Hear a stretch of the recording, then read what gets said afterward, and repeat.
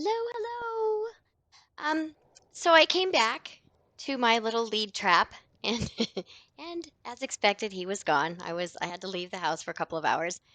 So I'm going to show you kind of how I go about the actual trapping of them. So I bite him, which aggroes him, and I'm on my manta again. I've done it with a dolphin as well, but mantas are faster, so it's a little easier to cover more area to find one. They're not always very easy to find. Sometimes you have to travel quite a ways to find them. I've got some Megs running around, so I'm going to have to do this kind of quickly. So my trap is up here on ahead on the right. I don't want to go too fast because my manta travels so much more quickly than the leads does. So let's see, we should start seeing it. There it is, up on the right. So we want to swing him wide though, because he will not make the turn into the trap. He doesn't have a very tight turning radius. So I'm hoping he doesn't lose aggro because this is about how long he'll follow me and then kind of just give up like that.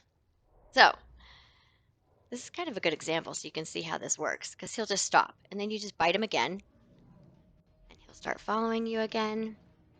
Again, I like using the manta because he's so quick, I can jump out of the way. All right, let's get him in here. Let's get him high enough so that he comes this way. Oh, hello. So I'm going to come right up here and out I go. And there he is, nice and trapped. I'm going to come back this way. I'm going to jump off and shut the doors. All right. And that is how we trap him using the trap that we built. So again, you just, he's still aggroed. So you don't want to attempt to go in and scrape him for fish until he calms down a little bit, which doesn't take very long. So he's already, I think, pretty. Maybe, maybe not. Nope, he's not. But this is why I built it this way, so I have an easy out. I didn't build the walls all the way up so that I had an easy escape. Also, hoping that, some other fish could come in here and provide him some source of food. Because I don't know what he eats, or if this is now the fourth one that I've trapped. So every time I come back after a couple of hours, if I have to leave the house or go to sleep, get up the next day, they're always gone. So I'm not sure why they keep disappearing, if I'm starving them to death, or if it's just because they're so large. See how he just pops right out? Sometimes I've heard that if the trap is not large enough for the animal that you're trying to keep in the trap, that the game will allow them to glitch out and they will not be trapped anymore. There he is. Now he's calm. Um, but as you saw, those two Megs started to come and they cannot get through the trap the way I have it set. They can try, but they can't quite make it. So we're going to come over here. We're going to scrape him since we got a new leads here. Bring up our dial and scrape. 50 prime fish meat. Perfect.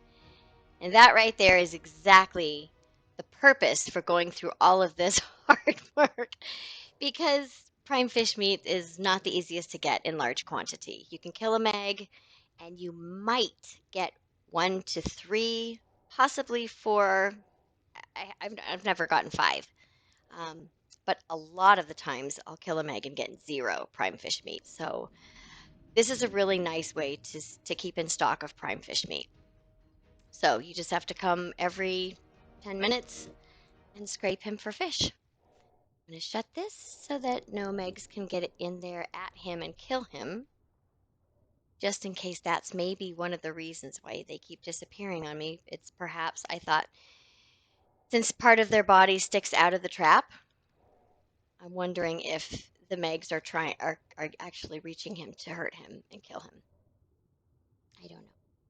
But there they are trying to get in, and as I mentioned, the way I built the trap, they cannot. And if I go down in here, they just simply cannot get through. So it looks like they're trying to get to the leads, but in the open ocean, they don't attack leads. So I'm still not quite certain how that works. There's really not a whole lot of information out there on the leads. I am going to quickly get rid of these megs that are in the way. And the best way I have found for fighting underwater creatures is the baryonyx. So I bring my berries, and they just make short work of basically anything. So we'll go up here and just attack them.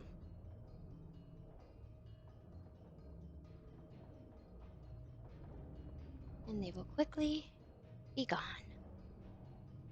No more men. I think they've been sitting out here in the ocean for a couple of days, so they're semi-aquatic, so they can stay in the ocean pretty much so far indefinitely from what I've seen. Anyway, so that's how we trap the leads. That's how we get the prime fish meat. And baryonyx is how I attack underwater. They make quick work of them. So, thanks for watching.